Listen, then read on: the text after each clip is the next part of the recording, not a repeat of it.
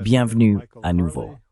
Aujourd'hui, nous recevons le professeur Michael Carley, un éminent spécialiste de Staline. Il a également écrit une trilogie sur Staline, ce qui fait de vous, je suppose, l'un des principaux experts sur le sujet. Je suis vraiment heureux de pouvoir m'entretenir avec vous, car j'aimerais mieux comprendre en quoi l'étude de Staline, de votre point de vue, contribue à approfondir notre compréhension de la géopolitique actuelle. En particulier, la manière dont la mémoire historique et les leçons de l'histoire continuent de nous éclairer. Merci beaucoup d'avoir accepté de participer à l'émission.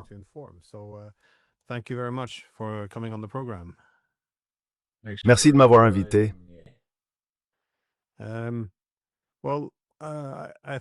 Eh bien, je pense que c'est probablement une bonne façon de commencer cette discussion. Comment voyez-vous, selon votre point de vue, l'étude de Staline? En quoi cela éclaire-t-il notre compréhension de la géopolitique actuelle?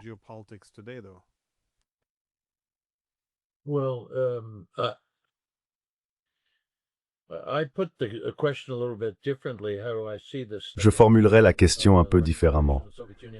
Comment est-ce que je vois l'étude de la Fédération de Russie et de l'Union soviétique? Staline a été le dirigeant de l'Union soviétique pendant longtemps. C'est une figure très controversée de l'histoire. Il y a beaucoup de négativité à son sujet. C'est un personnage historique complexe. Il a été responsable de purges sanglantes dans les années 1930 en particulier. Mais il a aussi été le dirigeant de l'Union soviétique pendant la guerre contre l'Allemagne nazie, et il est devenu un chef de guerre très efficace. Il a soutenu et œuvré pour la consolidation de la Grande Alliance contre les puissances de l'Axe. Ainsi, on peut dire beaucoup de choses négatives à son propos, mais aussi certaines très positives. Et en tant que dirigeant de l'Union soviétique, il était, à bien des égards, le dirigeant de la Russie. C'était ce que je appelle un gosudar russe, Rind and Hikteji. He was a realist, and Western historians, when they look at the Vous savez, les historiens occidentaux, lorsqu'ils examinent la politique étrangère de l'Union soviétique, disent souvent que l'Union soviétique n'avait pas de politique étrangère. Elle avait une politique de révolution socialiste mondiale. Selon eux, la politique soviétique n'existait pas pour le gouvernement soviétique.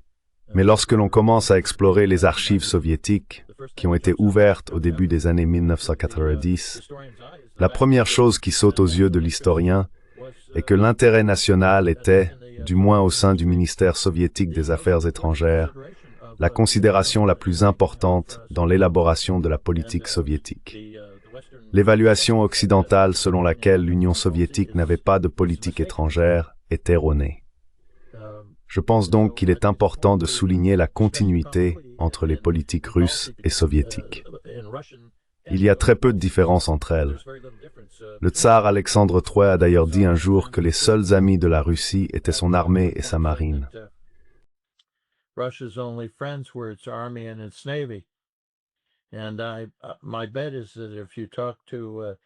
Et je parierais que si vous parliez à de nombreux Russes aujourd'hui, ils diraient exactement la même chose.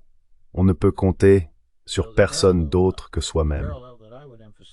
Le parallèle que je mettrais donc en avant, c'est ce que j'appellerais le réalisme froid du gouvernement russe et sa préoccupation vitale pour la sécurité de ses frontières et de son étranger proche. Je ne pense pas que la plupart des diplomates russes accepteraient de compromettre ces intérêts fondamentaux. Ils ne l'ont pas fait avant la Seconde Guerre mondiale, et ils ne le font certainement pas aujourd'hui. Mais il y a aussi un autre aspect de la politique russe et soviétique qui passe souvent inaperçu en Occident. Le désir, du côté soviétique et russe, d'entretenir des relations correctes avec les puissances occidentales et avec l'Occident en général.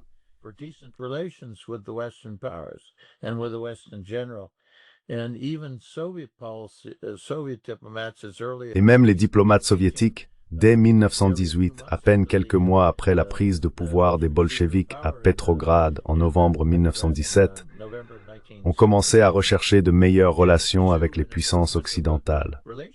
Déjà à cette époque, ils appelaient cela la coexistence pacifique. Et puis il y a la question de la manière dont l'histoire est utilisée à propos de l'URSS et de la Fédération de Russie en Occident. Vous savez, j'ai un cours que j'enseigne sur... Enfin, j'avais plusieurs cours que j'enseignais autrefois. Je suis maintenant à la retraite depuis le 1er septembre, mais j'avais des cours sur la Seconde Guerre mondiale, la politique étrangère soviétique, et ainsi de suite.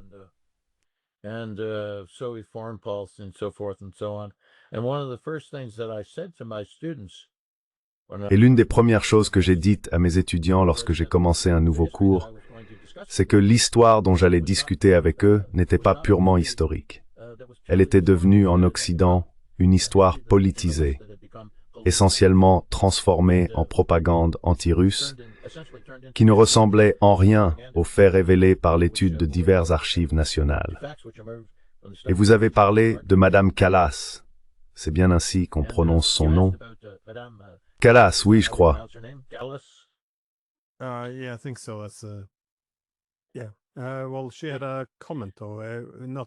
Oui, eh bien, elle a fait un commentaire il n'y a pas si longtemps où elle se montrait très méprisante envers l'idée que la Russie et la Chine aient été des vainqueurs dans la guerre contre le fascisme. Mais plus récemment, elle a déclaré qu'au cours des 100 dernières années, aucun pays n'avait attaqué la Russie, tandis que la Russie avait attaqué quelque chose comme 19 pays. Donc, j'imagine qu'elle a dû manquer quelques cours d'histoire. Néanmoins, l'effort plus large visant à dénigrer la contribution soviétique et russe à la défaite de l'Allemagne nazie n'est pas nouveau, et c'est quelque chose qui met vraiment les Russes en colère. Et encore une fois, c'est intéressant. Pourquoi y aurait-il une telle motivation du côté européen à saper le rôle de la Russie? Et pourquoi est-il si important pour la Russie de le défendre? Je me demandais donc, comment voyez-vous cela? Bien sûr, elle a l'approche la plus immature à ce sujet, et souvent la plus absurde, étant donné qu'elle ne semble pas saisir des faits très élémentaires.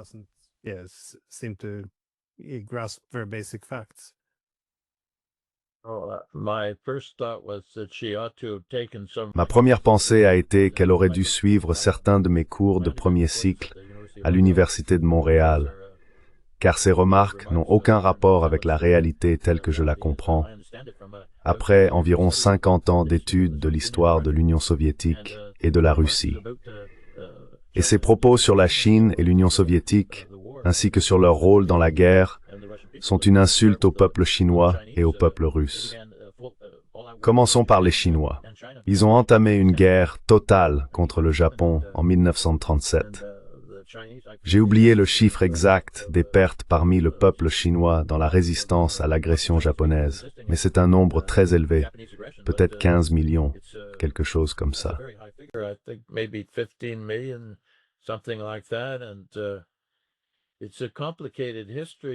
Et c'est une histoire complexe, celle de l'implication de la Chine dans la Seconde Guerre mondiale, en raison des différences entre le Parti communiste chinois et le Kuomintang de Chiang Kai-shek.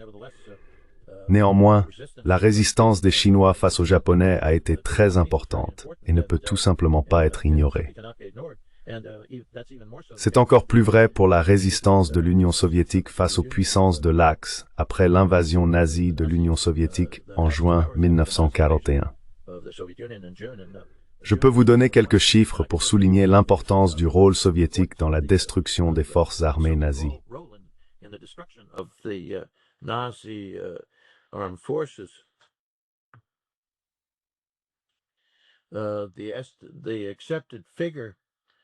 Le chiffre désormais admis pour le pourcentage des forces nazies détruites par l'armée rouge est d'environ 80% à la fin de la guerre.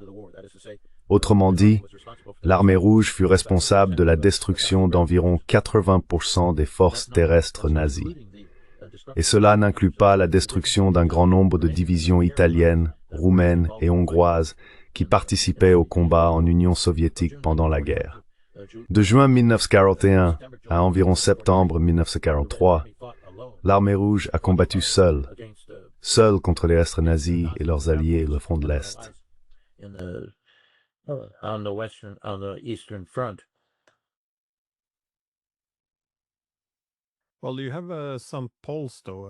Eh bien, il y a tout de même certains sondages qui montrent comment la perception de cette question, encore une fois, pas seulement chez des gens comme Kaja Kallas, a évolué.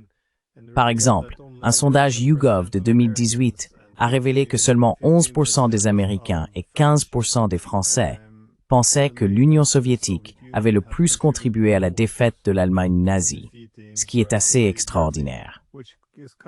Et puis, on peut aussi observer les sondages réalisés en France et voir comment ils ont changé au fil du temps. Car en 1945, environ 57% des Français reconnaissaient que les Soviétiques avaient été principalement responsables de la défaite de l'Allemagne nazie, ce qui semble déjà un peu faible. Mais ensuite, si l'on avance progressivement, décennie après décennie, ce chiffre est désormais tombé à 15%. Ce n'est donc pas une évolution fondée sur l'histoire. Si chaque année ce nombre diminue, alors on peut parler de propagande, de récit, d'idéologie, mais cela n'a vraiment aucun sens. Comment se fait-il qu'aux États-Unis, seuls 11% reconnaissent que les Soviétiques ont été la force principale? C'est tout simplement extraordinaire.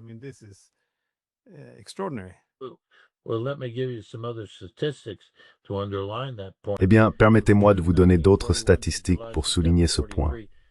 De juin 1941 à environ septembre 1943, l'armée rouge a combattu seule contre les forces armées nazies.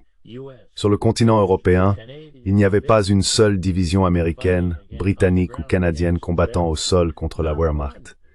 Pas une seule engagée contre l'ennemi commun. En Afrique du Nord, il y avait 2 ou 3 divisions allemandes combattant contre les Britanniques.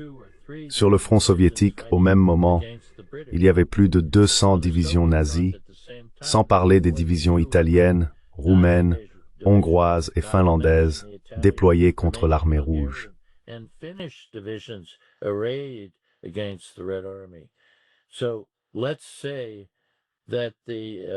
Disons que c'est un point que j'ai souligné dans mon cours sur la Seconde Guerre mondiale et qui nous choque, enfin, qui a choqué certains de mes étudiants. L'armée rouge a combattu contre 99% des divisions allemandes et les alliés occidentaux 1%.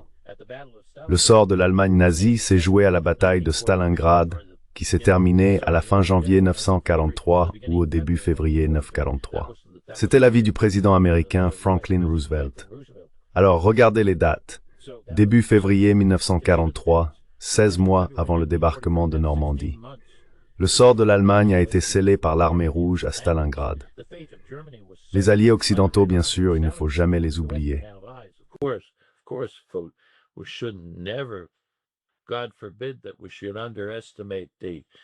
Dieu nous en garde de sous-estimer la contribution des États-Unis et de la Grande-Bretagne à la guerre.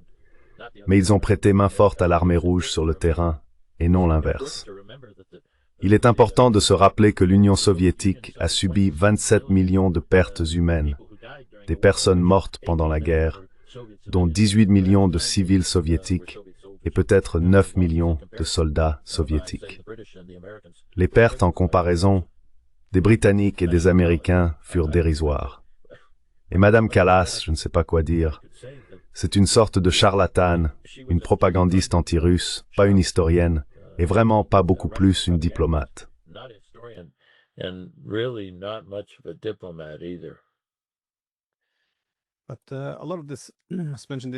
Mais une grande partie de cela, comme mentionné, n'a pas commencé avec Kallas.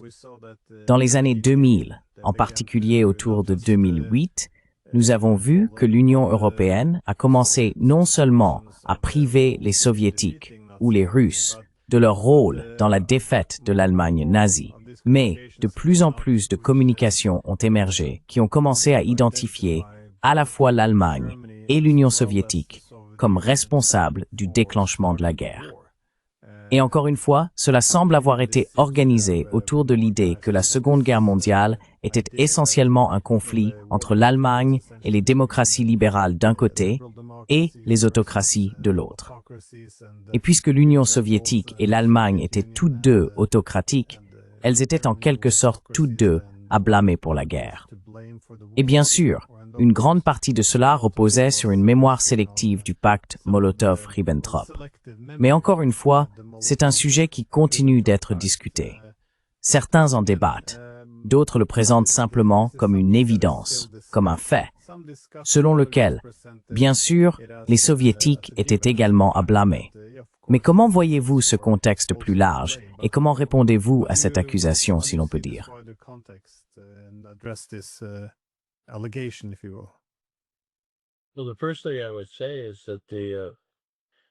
Eh bien, la première chose que je dirais, c'est que la tentative de ternir la réputation de l'Union soviétique à propos du pacte de non-agression germano-soviétique n'a pas commencé en 2008. Elle a commencé à l'automne 1939. Et c'était les Britanniques, à l'époque. Les Britanniques ont pris l'initiative de lancer une campagne contre l'Union soviétique pour avoir conclu le pacte de non-agression avec l'Allemagne nazie. Si l'on regarde l'iconographie de cette période, par iconographie, j'entends les caricatures politiques et les affiches. Le thème principal en Occident représentait Hitler et Staline buvant de la bière ensemble, trinquant, marchant bras dessus, bras dessous. Ils étaient présentés comme des copains, des amis.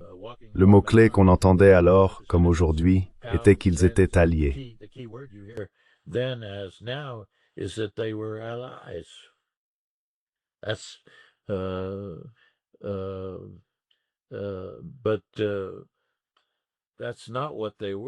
Mais ce n'est pas ce qu'ils étaient. Ils n'étaient pas des alliés. Ils étaient engagés dans une sorte de guerre. Je les compare à deux scorpions exécutant une danse autour l'un de l'autre, la queue dressée, prêt à frapper. David Lowe, qui était à l'époque un caricaturiste britannique très important, voire emblématique, a représenté Hitler et Staline marchant bras dessus, bras dessous, mais chacun tenant un pistolet dans l'autre main, caché derrière son dos, prêt à s'en servir contre l'autre. Et le contexte dans lequel le pacte de non-agression germano-soviétique a été signé n'est jamais mentionné. Jamais mentionné. Et ce contexte, ce sont 6 années d'efforts soviétiques entre la fin de 1933 et août 1939 pour conclure une alliance politique et militaire défensive, surtout avec la France et la Grande-Bretagne, contre l'Allemagne nazie.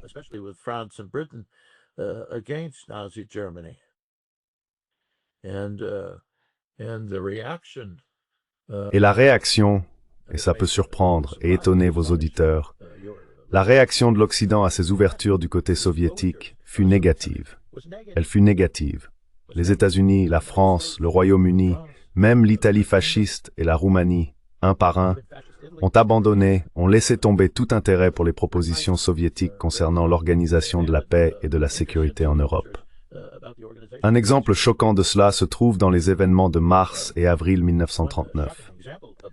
Le 17 avril de cette année-là, l'Union soviétique proposa aux Français et aux Britanniques une conférence politique formelle et une alliance militaire contre l'Allemagne nazie. Rappelez-vous qu'au printemps 1939, tout le monde savait que la guerre approchait, qu'elle était inévitable, qu'elle pouvait éclater à presque n'importe quel moment.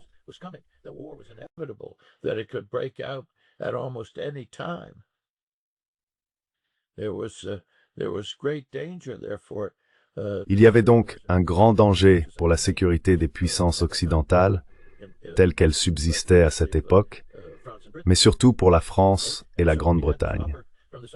Ainsi, nous avons reçu cette offre du côté soviétique, après 6 années de déception dans les tentatives d'attirer les puissances occidentales à coopérer avec l'Union soviétique contre l'Allemagne nazie. Et les Britanniques? Eh bien, les Britanniques ont refusé, rejeté l'offre soviétique au début du mois de 1939. C'est incroyable. Même pour moi aujourd'hui, il est difficile de comprendre comment ils ont pu faire cela alors que la guerre menaçait d'éclater à tout moment. Ils ont refusé l'offre soviétique. Il y eut des négociations durant l'été 1939, des efforts de la dernière chance pour conclure une alliance tripartite contre l'Allemagne nazie.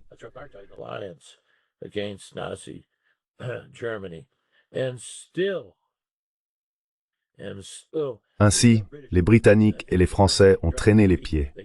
Ils ont envoyé des délégations à Moscou en août 1939. Mais ces délégations n'avaient pas les pleins pouvoirs pour conclure une alliance militaire avec l'Union soviétique. Les instructions officielles données par les Britanniques à leur délégation en partance pour Moscou étaient, je cite, « Allez très lentement. Allez très lentement. Lentement. » L'Union soviétique disposait d'excellentes sources de renseignements et était consciente de ce qui constituait essentiellement la duplicité des Français et des Britanniques. Par conséquent, à ce moment-là, en août 1939, les services de renseignement soviétiques indiquaient que l'Allemagne nazie pouvait attaquer la Pologne à tout moment.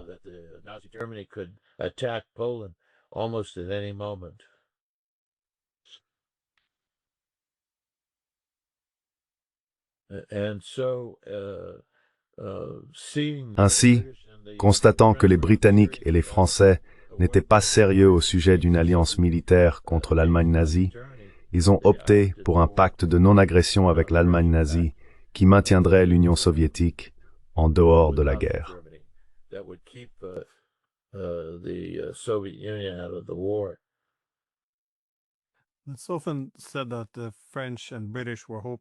On dit souvent que les Français et les Britanniques espéraient qu'à Munich, ils pourraient orienter les forces allemandes vers l'Est. En somme, dresser les Soviétiques contre les Allemands. Comment évaluez-vous cet argument? Et quel a été le rôle des Polonais? Car la Pologne a joué un rôle clé en empêchant l'accord de Munich, en empêchant l'Union soviétique d'établir un partenariat avec les pays occidentaux pour contenir l'Allemagne dès le départ. Ainsi, ils ne se sont pas retrouvés avec un accord de Munich.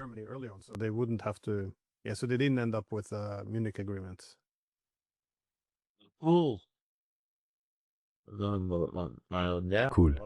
Maintenant, les Polonais sont souvent, ou du moins principalement en Occident, présentés comme des victimes du pacte de non-agression germano-soviétique, poignardés dans le dos, pour ainsi dire. C'est une image souvent utilisée par les Polonais. Mais en réalité, les Polonais ont joué un rôle très négatif dans les années 1930 en ce qui concerne les origines de la guerre. Ils ont été des perturbateurs et des saboteurs de la sécurité collective et de l'assistance mutuelle que le camp soviétique voulait organiser avec l'Occident. Par exemple, je veux être juste envers les Polonais sur un point. Ils se voyaient pris entre deux grandes puissances potentiellement hostiles, l'Allemagne d'un côté et l'Union soviétique de l'autre. Mais la grande question des années 1930 était, qui était l'ennemi numéro un?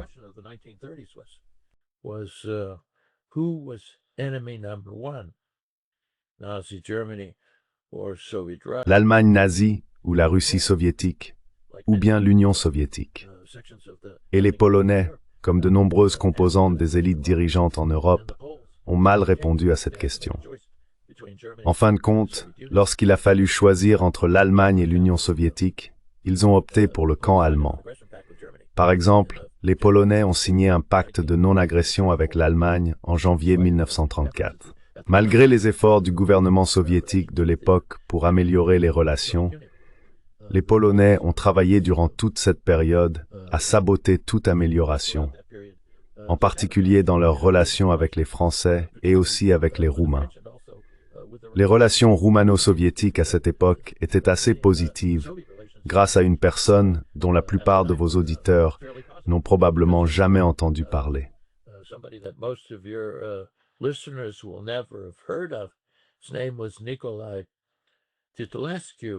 Il s'appelait Nicolae Titulescu, ministre des Affaires étrangères de Roumanie, et il était un fervent partisan de la sécurité collective avec l'Union soviétique. Mais les Polonais considéraient Titulescu comme une sorte d'excentrique, un ennemi. Leur légation à Bucarest collabora avec les Allemands et les Italiens pour obtenir sa destitution. En fait, certains éléments polonais allèrent jusqu'à menacer de l'assassiner. En 1938, les Polonais collaborèrent avec les Allemands au démembrement de la Tchécoslovaquie et ils prirent même une petite portion du territoire tchécoslovaque en récompense de leur aide aux nazis dans ce démembrement.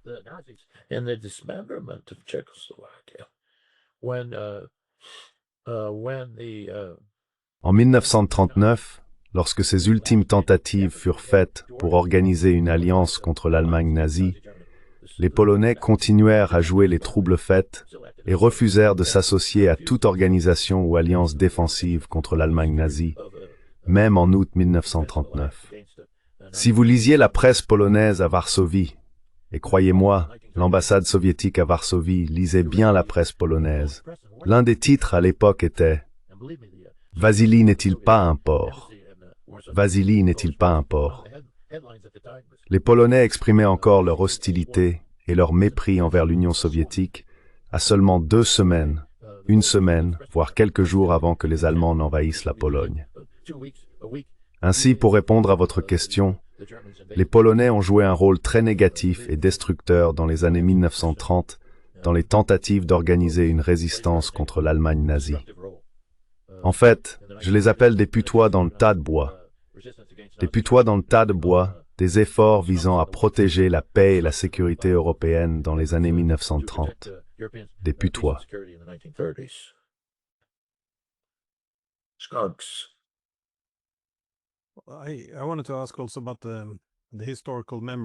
Je voulais aussi poser une question sur la mémoire historique de l'Holodomor, c'est-à-dire la famine qu'ils ont connue en Ukraine.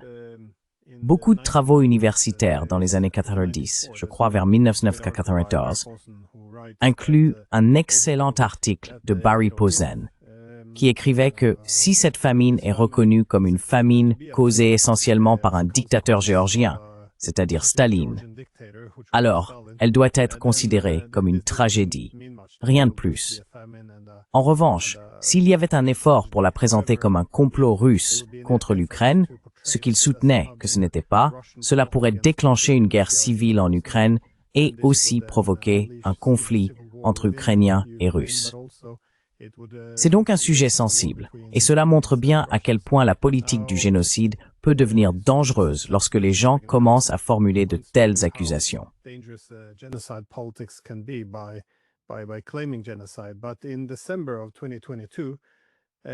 Mais en décembre 2022, l'Union européenne, bien sûr c'était après l'entrée de la Russie en Ukraine, a qualifié la famine de l'Holodomor de génocide contre le peuple ukrainien. Une fois que l'on a identifié la victime, il faut évidemment se demander qui est le coupable. Et oui, il suggère que tout semble pointer vers la Russie. Ainsi, on a créé une relation entre ces deux peuples, à la fois au sein de l'Ukraine et en tant que pays voisin, où l'un est considéré comme l'auteur d'un génocide et l'autre comme la victime. Donc, encore une fois, il ne faut jamais laisser l'histoire aux politiciens. C'est pourquoi je vous demande, comment évaluez-vous ce chapitre tragique de l'histoire soviétique, cette famine, l'Holodomor?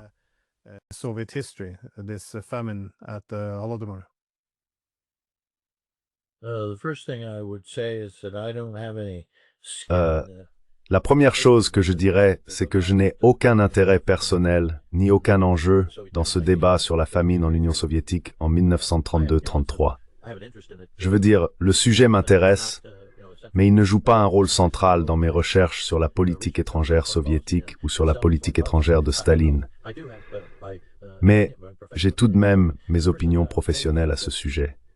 La première chose que je dirais, c'est que, selon moi, le meilleur récit récent de la famine de cette période se trouve dans le 2e volume de l'immense et volumineuse biographie de Staline écrite par Stephen Kotkin.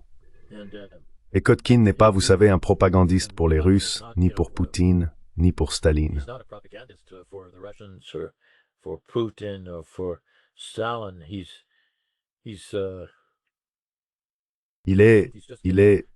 Je pense qu'il donne simplement un point de vue d'historien honnête, fondé sur les preuves qu'il a examinées.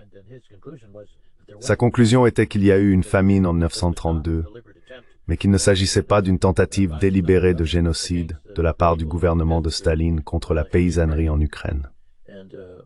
De plus, je résume brièvement ses opinions et certaines des miennes. La famine résultait de nombreux facteurs, parmi les plus importants figurant l'industrialisation rapide de Staline et la collectivisation des terres agricoles à la fin des années 1920.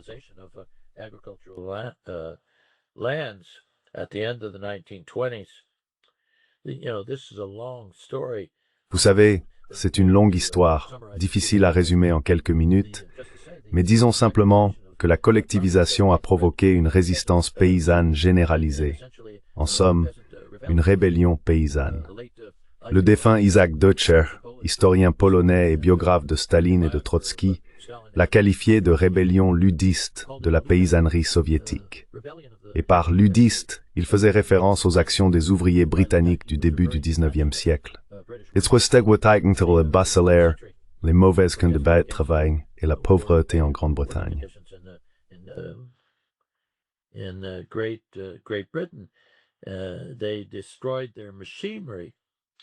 Ils ont détruit leurs machines, et les paysans révoltés en Union soviétique ont fait quelque chose de similaire. Ils ont abattu leur bétail, brûlé leurs grains et brisé leurs charrues et leur matériel agricole pour les soustraire aux fermes collectives soviétiques. L'abattage du bétail fut si dévastateur que la reconstitution complète des populations, bovins, porcs, etc., ne se produisit qu'après la Seconde Guerre mondiale, dans les années 1950. De plus, les conditions météorologiques devinrent défavorables en 1932. Trop de pluie au printemps, pas assez en été. Les récoltes furent attaquées par les nuisibles et la famine se propagea dans la majeure partie de la ceinture céréalière soviétique. En réalité, les régions les plus touchées par cette famine se trouvaient au Kazakhstan et non en Ukraine. Il y eut des efforts de secours soviétiques sporadiques durant cette période, mais la plupart par majoritarisme soviétique.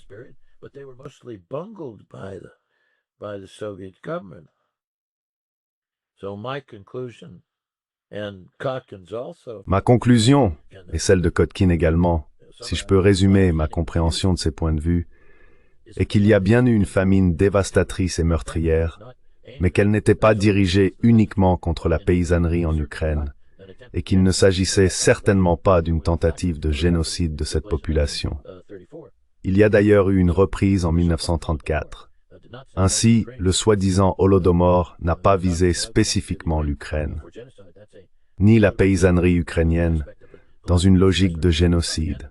C'est un mythe politique, un aspect de la propagande politique occidentale dirigée contre l'Union soviétique et aujourd'hui contre la Fédération de Russie. Je ne cherche en aucun cas à disculper la responsabilité du gouvernement soviétique dans ce qui s'est passé à l'époque, ni celle de Staline. Mais vous savez, comme pour tant d'autres aspects de l'histoire soviétique, lorsque les politiciens s'en emparent, ils en font de la propagande anti-russe et au fond, des absurdités.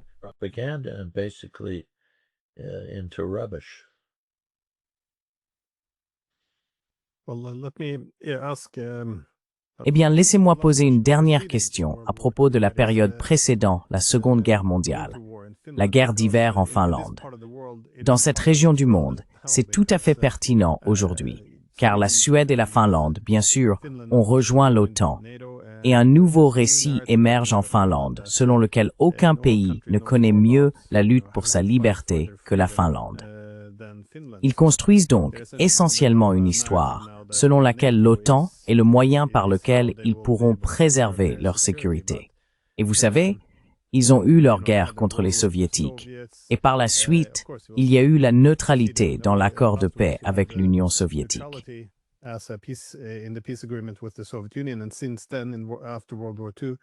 Et depuis lors, après la Seconde Guerre mondiale, ils n'ont plus connu de combat. Mais il est intéressant de voir qu'ils réexaminent aujourd'hui cette période de l'histoire. La guerre précédant la Seconde Guerre mondiale, lorsque l'Union soviétique a attaqué la Finlande pendant la guerre d'hiver. D'après ce que je comprends, la motivation soviétique était d'empêcher que la Finlande ne soit utilisée comme base de lancement potentiel contre l'Union soviétique. Mais en ce sens, on pourrait dire que cela est contre-productif, puisque ça fait renforcer les Allemands en raison, je suppose, des performances décisives. Wow.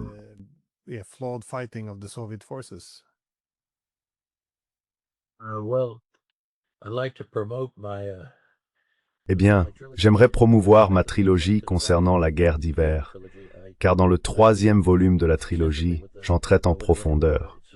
C'est un sujet complexe, mais en gros, j'en suis venu à la conclusion, d'après les preuves que j'ai trouvées dans les archives, que Staline a commis une erreur. Bien sûr, il est facile de dire après coup qu'il a fait une erreur, mais vous savez, il était difficile d'éprouver de la sympathie pour la Finlande à l'époque. C'était presque comme éprouver de la sympathie pour l'Allemagne nazie. Ce n'est pas que la Finlande ait été seule dans ce cas. La plupart des pays d'Europe, la plupart des élites européennes, étaient très favorables au fascisme et à l'Allemagne nazie. Mais du côté soviétique, on considérait la Finlande comme un collaborateur potentiel de l'Allemagne nazie dans toute guerre lancée contre l'Union soviétique.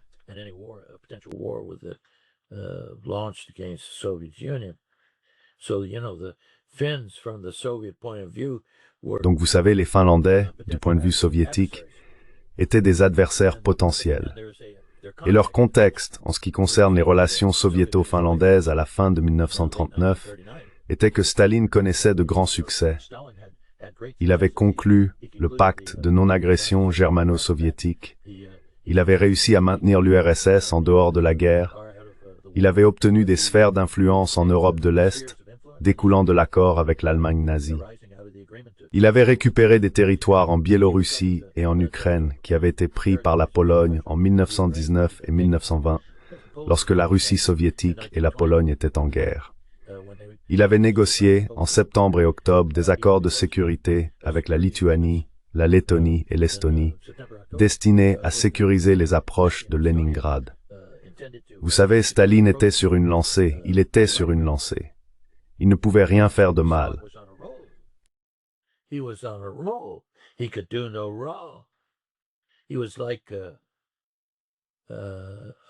Il disait, j'aime comparer Staline à un joueur de casino qui joue à la roulette. Il est à la table de roulette, il mise sur tous les bons numéros, et il en vient à penser qu'il ne peut pas perdre, qu'il ne peut tout simplement pas perdre. Et il a adopté cette attitude, à mon avis, dans les négociations avec la Finlande qui ont commencé en octobre 1939 et se sont poursuivies en novembre. En gros, ce que Staline voulait faire, c'était repousser la frontière soviéto-finlandaise plus loin sur l'isthme de Carélie, plus loin de Leningrad, car la frontière n'était qu'à environ 30 km de Leningrad, et donc à portée d'artillerie d'une Finlande hostile. En échange, il proposait un territoire plus vaste, mais non développé en Carélie orientale. Et il y avait, vous savez, d'autres détails dans leurs négociations.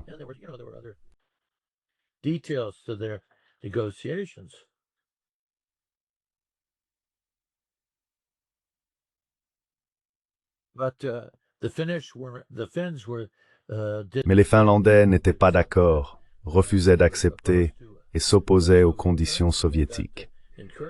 Ils ont également reçu, semble-t-il, des encouragements du côté britannique, qui ne voulait pas voir les Finlandais capituler devant l'Union soviétique.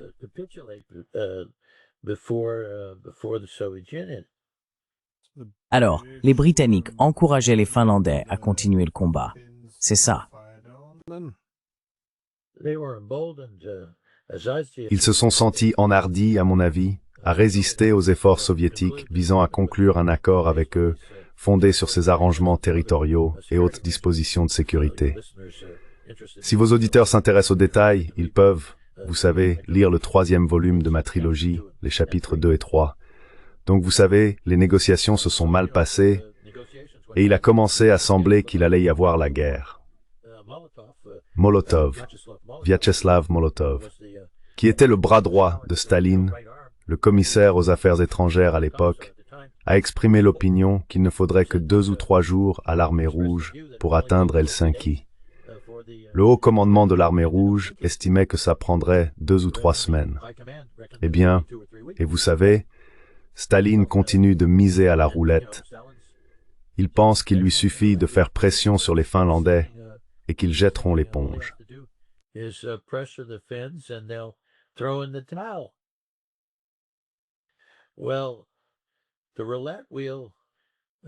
bien, la roue de la roulette, vous savez, elle tourne et elle s'arrête sur son numéro. Finalement, ce n'est pas le cas. Et la guerre éclate. La guerre éclate. Il y a quelques incertitudes sur la manière exacte dont cela s'est produit, ce que j'explique dans mon livre, le 3e volume de la trilogie, pour ceux que cela intéresse. Mais en gros, la guerre a très mal commencé. L'armée rouge a subi des pertes très lourdes. Cependant, le haut commandement soviétique a fini par tirer les leçons de ses erreurs, et la Finlande a été contrainte de demander des conditions de paix en mars 1940. Ce que la plupart des gens ignorent, c'est que le gouvernement français de l'époque a tenté de saboter ces négociations finno-soviétiques visant à mettre fin à la guerre, a cherché à prolonger le conflit et avait des plans. Il y avait des plans pour envoyer des forces armées françaises et britanniques à travers la Scandinavie, via la Norvège et la Suède, afin de se joindre au combat aux côtés des Finlandais contre l'armée rouge. The Red Army.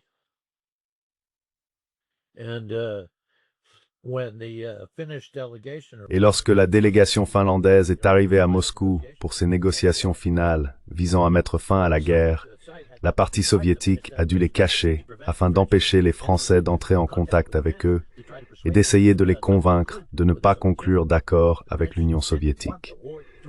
Les Français ne voulaient pas que la guerre se termine. Cela vous semble familier aujourd'hui? J'allais dire, c'est bon sang, c'est incroyable. Quoi qu'il en soit, les conséquences furent que l'Union soviétique obtint de la Finlande ce qu'elle voulait, la frontière.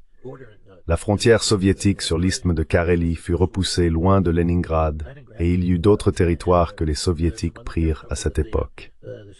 Mais la Finlande conserva son indépendance autant que possible.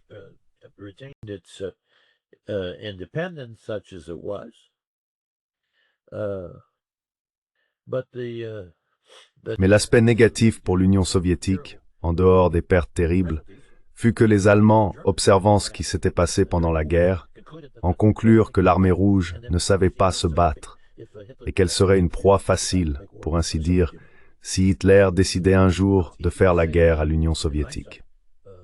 Vous savez, il est facile de dire maintenant, avec le recul, que Staline a peut-être commis une erreur. C'est essentiellement mon opinion. Mais si vous aviez été Staline à l'époque, gagnant à la table de roulette comme il l'était, pensant qu'il lui suffisait de menacer les Finlandais pour qu'ils cèdent, il est difficile de remettre en question les décisions prises alors par le gouvernement soviétique. Il suffit de dire que c'est une histoire complexe, que je décris dans le 3e volume de ma trilogie sur la politique étrangère soviétique et stalinienne.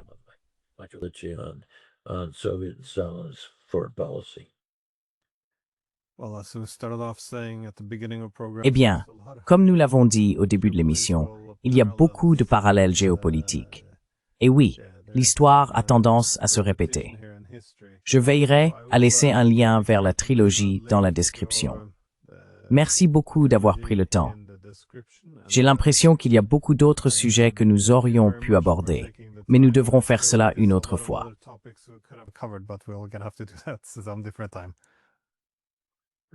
Merci beaucoup de m'avoir invité